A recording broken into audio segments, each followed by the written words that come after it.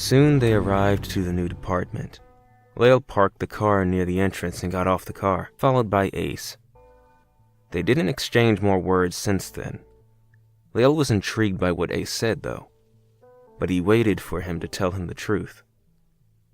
They passed by the security right after announcing who they were and what they were there for. Unlike the old department, they had stricter security and there was many more people working there, which made Aiken and Ruskin still new faces around there.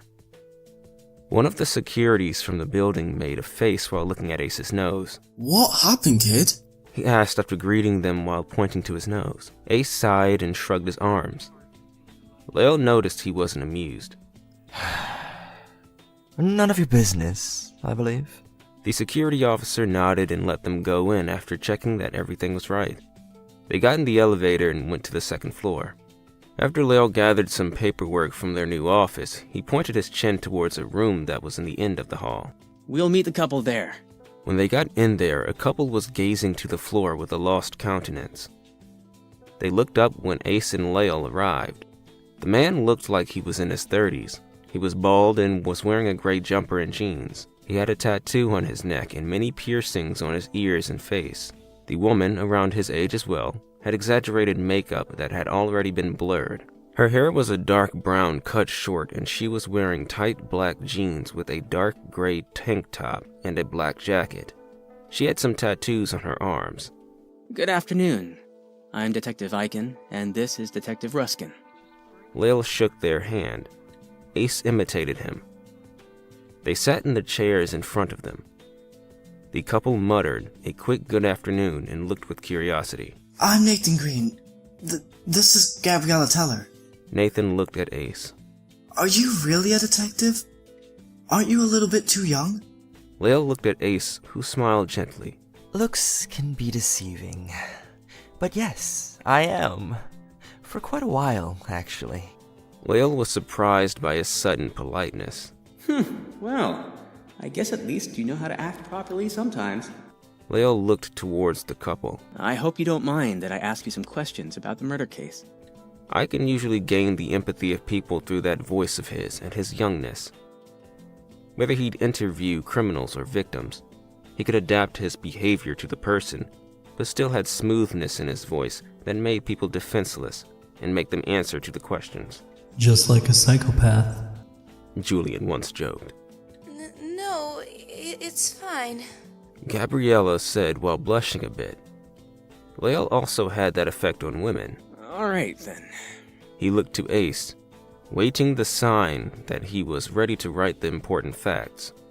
Ruskin nodded, squeezing the pen in his hand with a small notebook on the other. Aiken looked to the couple. What time was it when you found the bodies? "Around 5 a.m. The woman nodded and looked to Ace, who was scribbling down a few notes. Mind if I ask you what you were doing there at that time? His eyes were switching from Nathan to Gabriela that exchanged glances. Gabriela blushed. Well, we were there because we wanted to have some privacy. She said while moving awkwardly in her chair. She rolled up the sleeves of her jacket and scratched her arms. Lael noticed some cuts and holes in her arms. I'm sure there's more to what you're saying, isn't there? Lael tilted his head to the side, looking directly to her. She looked away and bit her lip. "What do we need to explain more to you? Are you that dense?" Nathan pressed his hands on his knees. Lael moved his eyes to Nathan and replied to him while making a cold smile. Being the first ones to get there and not providing any plausible reason for being in the place around that time is suspicious, don't you think? "Are you telling us that we are now suspects?" Lael leaned on his knees. Everyone is a suspect until there's solid evidence providing they're not. I think I'm making myself clear.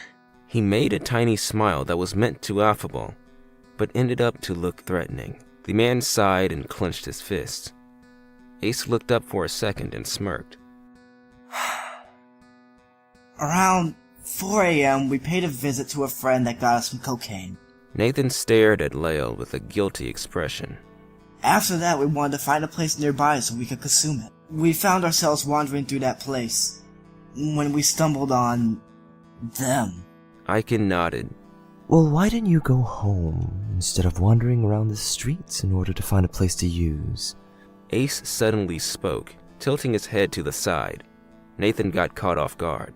Why? Well... Because we can't! Gabriela completed, tears rolling down her face. Ruskin and Ace kept quiet, waiting for her to continue. Nathan looked at her with a condescending eye, but didn't say anything. Once she finally recomposed herself, she continued. I have a family, and so does he. Alright. That makes sense. Ace nodded and continued to write down on his notebook, turning the page. What are you writing so much? He shook off his head mentally and continued with the questions. 30 more minutes have passed and the interview was over. Lael and Ace stood up and shook Nathan's and Gabriela's hand and left, heading towards their office in the new department. Well, something is really off with those two. Ace made a tired and bored expression as soon as they got there, while reviewing his notes. He had written 4 pages. Lael glanced at his notes and hid his surprise. Even though he couldn't read everything, he noticed that Ace not only wrote the replies, but also described his and the couple's slight movements. He tried to ignore what he read and commented with a serious voice. Yeah, but I still don't believe they were responsible for those murders. Oh, you don't think so? They are drug addicts, and this place is chaotic. And to top it all off, the fact that 2 people were needed to make such a scene fits perfectly into the puzzle. That certainly makes sense. The other detectives replied, organizing his paperwork. And they can't provide any other alibi. Ace shrugged and moved his hands. They are working in the same place doing night shifts, and it happens that they had a day off this day. Apparently, their families don't even know that they actually have 2 days off, because they only enjoyed a day off with their families on Sunday. The other was for them to meet, make out, and use cocaine together. They said they left home, then met near work by 12 p.m. They wandered around, stopping by some places to fuck, then walked to that friend's house who gave them cocaine, and then after that they wandered around again, and then stumbled on that place. That's just weird. They passed at least one motel.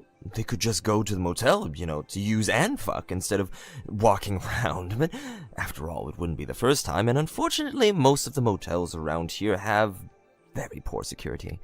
You may be right, but still... Lael shook his head. His intuition said they weren't behind that case. They were still being charged for possession, cocaine with them nonetheless. So if they really were guilty, at least they already were going to prison, unless they had really good lawyers that would save them from it. We still need to wait for more evidence to come up, so we can't jump right into conclusions. Right, I know, I'm just arguing my belief. After all, we're on the same team. Ruskin smirked. Aiken nodded and drew a fake smile on his face. I'm trying really hard to be nice to him, I swear. After gathering what he needed, Ace received a call. Detective Ruskin here. Yes. Uh-huh. Really? Ace frowned. Huh. Alright. We're almost finished here, so we'll go there after. I'll let him know meanwhile. He hung up and looked at Lael. They found some quite interesting things. What have they found? Lael asked, putting his stuff back on the desk, waiting for him to continue. He felt Ace cracking a tiny smile, as he meant, I told you. Oh, first of all, apparently they found that the man was named Joseph Teller, and the woman was named Sarah Green. Ring any bells?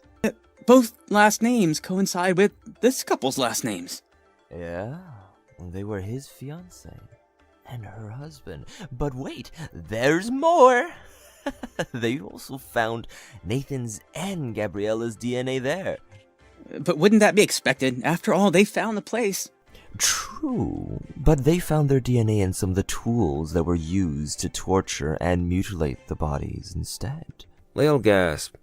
According to Nathan and Gabriela's statement, as soon as they noticed the bodies, they ran away, not even looking at the scenario itself. He gulped. feeling a terrible sensation. Failure. Ace put a hand on his shoulder, squeezing it. He tilted his head, making a half smile. Hey, sometimes our intuition can be wrong. It happens to me too. But at least we know who the murderers are, and they're going to be arrested now. Aiken looked at him and nodded. A normal person would say that Ace was trying to be nice and supportive. Not Lael, though. He could see right through his facade. He knew Ace was rubbing his pride on his face. He felt for the first time an uneasy feeling of being wrong about something he thought it was right. Aiken blamed himself for being overly confident, which made him angrier.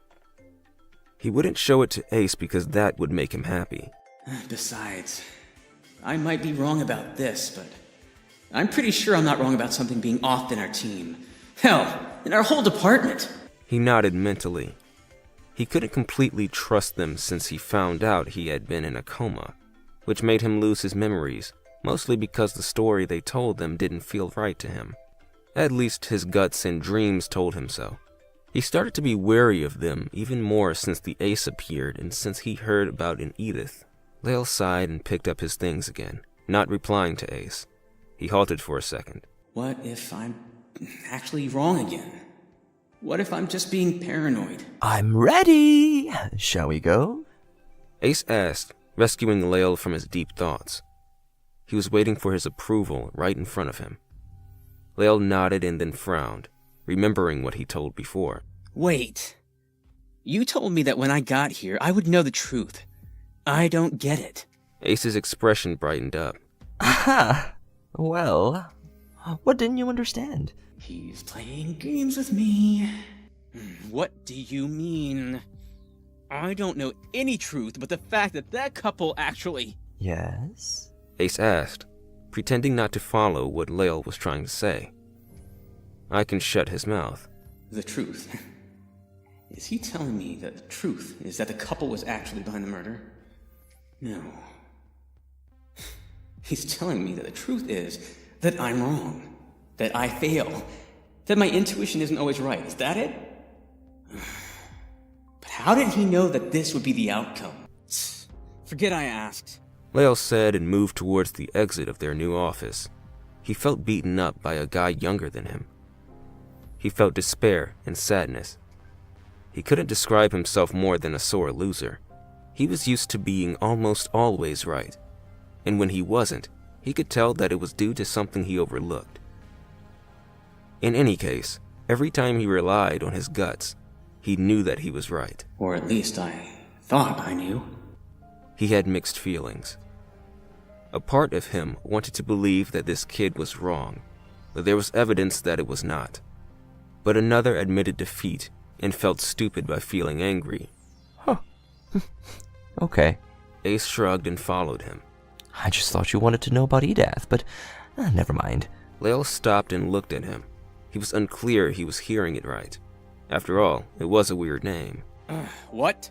Oh, nothing. You told me to forget it. Ruskin smirked. You gotta be more consistent with what you say, Detective Aiken. Lael grabbed him by his shirt collar and faced him closely. No one was around the hall in that moment. Ace opened his eyes widely. He wasn't waiting to see 180 degrees different Lael in a blink of an eye. Listen to me, you piece of shit. Since you came here, there's been plenty of things that don't make sense at all. And your I'm the best attitude not only pisses everyone off, but also seems to be rehearsed. Like you're trying to pretend you're something you're not. I know that even before you came here, there have been fucking secrets and lies all around that I don't know. And I'm pretty sure that you know, and that you can tell me. Ace looked at him with a shocked expression and lifted his hands up, and he was surrendering. Lael's hand started to loosen his shirt, and the fire in his eyes got extinguished. What am I doing? I never had this rage in my chest before. I was joking, Lael. Ace started to recompose himself. They heard footsteps as a security officer passed by. He wasn't aware about what happened and only nodded, greeting them with a simple good afternoon, detectives. They greeted him back and Ruskin waited for him to be far enough before speaking. I'll bring you to her. Now.